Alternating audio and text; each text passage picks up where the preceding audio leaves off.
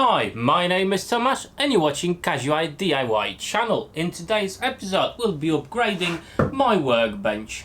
So what I've got in mind, actually we need to build some sort of a stock block system for my mitre saw on this workbench so I can do easily repetitive cuts. To do that I'm going to be using T-tracks.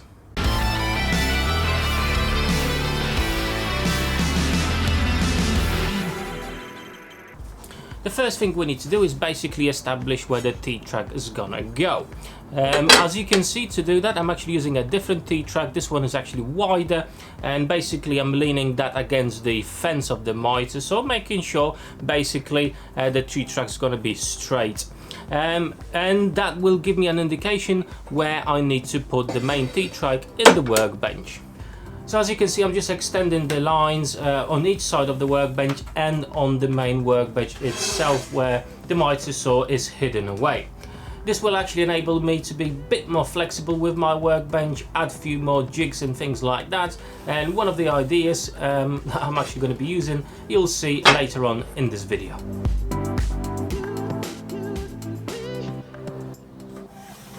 So basically what we need now is something very straight, and for that I'm actually using the track that I had with my track saw. It's the straightest and longest one I've got in my workshop, so that will do perfectly. Obviously to make the cut I'm going to be using a router. The track I've got, it's 19mm in thickness and the bit I've got is 19mm, so I'm quite lucky there. If you don't have a router bit that's actually wide enough as your track, obviously you just have to move your fence and do several passes. Saying that, obviously with my router I will do several passes each time going by depth, and that will prevent any issues with the router and burning out the router bit.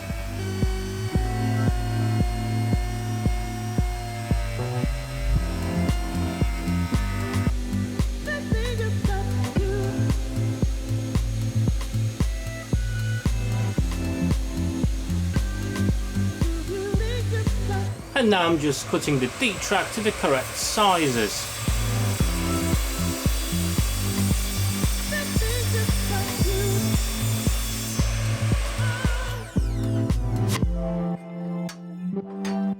And now it's time to install the tracks. As you can see, actually on the left side I'm using a bit of a gap. That's basically for the bolts, for me to be able to put them in easily. The track itself is about 1mm below the surface of the bench, just to make sure nothing catches on the track itself.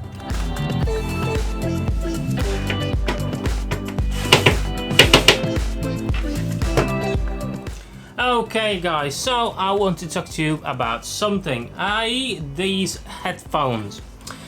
Now, as a YouTuber, it does have its perks. Maybe you're not going to earn a fortune on this job, but there's a lot of companies that want to send some free shit, and it usually is. Hence, I don't actually share it with you guys.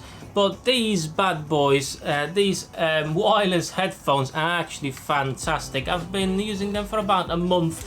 And I'm really pleased with them, hence I want to share with you these bad boys. So I've been using these bad boys in my workshop, as you've probably seen, but they are actually designed for traveling or even enjoying music at your house. The very interesting feature that these babies got is the active noise cancellation option. Basically you've got the button on the side here, you press it on and the world goes silent, which is absolutely fantastic. Saying that, this is not a proper equipment to wear in your workshop, although on my DIY scale it's absolutely perfect because they're very comfortable, easy adjustable to the size of your head. The 40mm ear sockets there, so you know even my big ears can actually fit in those, so they're so comfortable, and the quality of the sound is fantastic. And usually if you're looking for some ear protections with Wi-Fi, wireless, Bluetooth speakers and all that for your workshop, you are looking in the spectrum of over £100, so they're quite expensive, whereas these you can actually pick them up on Amazon for about £54. And as I say, they do a lot more than just being an ear protection in your workshop. Wireless music in your workshop from your phone, Bluetooth it, absolutely fantastic. Now the battery life on these is phenomenal, 30 hours. If you press the noise cancellation option, is a little bit less, but not much, and to be fair, I've not been charging them often at all. The name of these actually are Mixcder E9, if I'm pronouncing that right. I'll leave the links to all of this down below. So it's not a, you know, well-known brand like Sony, you know, or Boss or anything else, but you know, for 50 odd quid, I think it's a fantastic buy. And as I said, I wouldn't recommend something to you guys that's really not up to the spec. These are pretty good standard. In the box you actually get a carry case, a charging cable, audio cable to actually can plug them into your phone directly if you want to. They come with 12-month warranty as well. And to be fair, they fold quite easily like so they're actually quite easy to put it in your luggage if you're traveling anywhere. Absolutely fantastic. This is one of the products I really enjoy having in my workshop and in my normal life outside of this small garage. So I just wanted to recommend these guys to you. As I said, I will leave some links for you down below. Check them out. I believe on Amazon they're actually on offer now for about 54-55 quid. Check them out if you are in the market for good headphones. Give them a go, definitely worth it. But let's go back to the project. And now it's time to do some stop blocks. As you can see, I'm using some plywood, cutting it to the right size, and then we're gonna glue it together. I'm just gonna use some brad nails basically to keep it in place and get the work done a little bit quicker.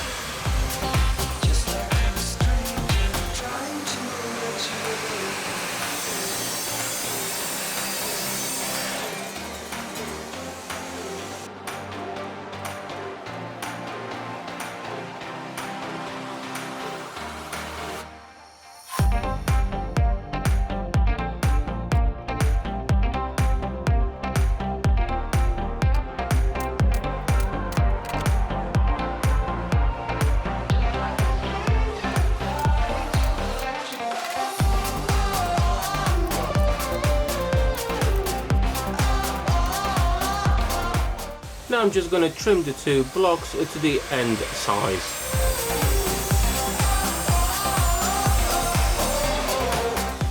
Okay, so our blocks are now in the sizes that I actually wanted. Now for the system to work correctly, I'm actually going to use the idea that David Patruda from Make Something channel used in his builds. He basically went away from having a fence for his mitre saw, and he's done this stop block system with a T-track. I got inspired by his video, so I'm going to drop a link to his channel and that particular video down below so you can go and have a look. So what he basically done, he made a shallow cut alongside the stop blocks and put some hardwood stoppers inside that would prevent basically the stop block from, you know, swearing around in any angles, and it will keep them straight and parallel to the fence of your mitre saw. So that's basically what I'm going to do now.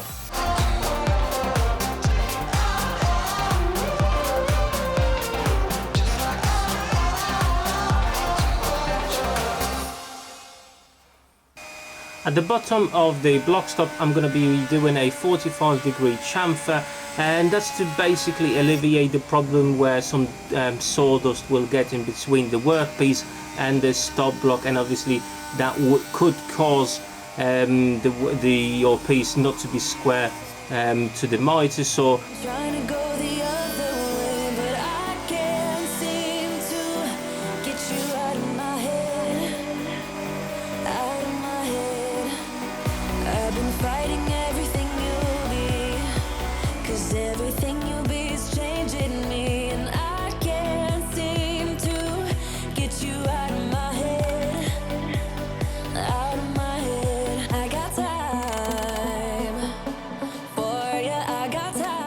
And now we'll just pre-drill the hole for the bolt.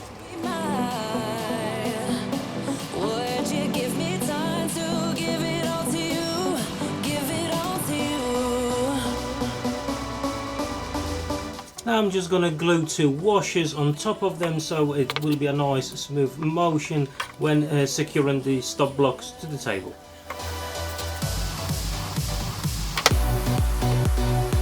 And there you go, that's how they work.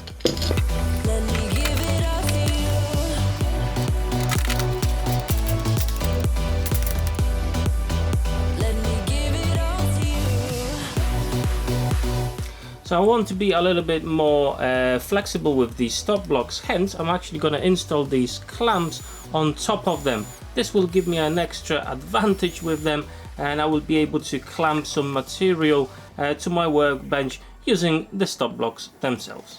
I've been fighting everything you'll be, 'cause everything you'll be is changing me, and I can't seem to get you out of my head, out of my head. I got time for you, I got time for you, so be mine. Would you give me time to give it all to you, give it all to you? So as you can see, it's a fantastic additional to any workbench. It's not only a stop block for the mitre saw, but also it comes with the ability to clamp your workpieces to your workbench from the stop blocks themselves. I think that's a quite cool feature. Now that's only the first iteration of these stop blocks. I will have different designs coming down later on for different things. If you're not a subscriber and you enjoyed this video, make sure to subscribe to my channel, as I will be bringing a few more videos with some cool features that you can actually include in your T-tracks and your stop blocks. But guys, for now that's all. Thank you very much for watching. Hope you enjoyed this video. If you did, drop me that like button down below, and I hope to see you on my next woodworking adventure. Till then, take care.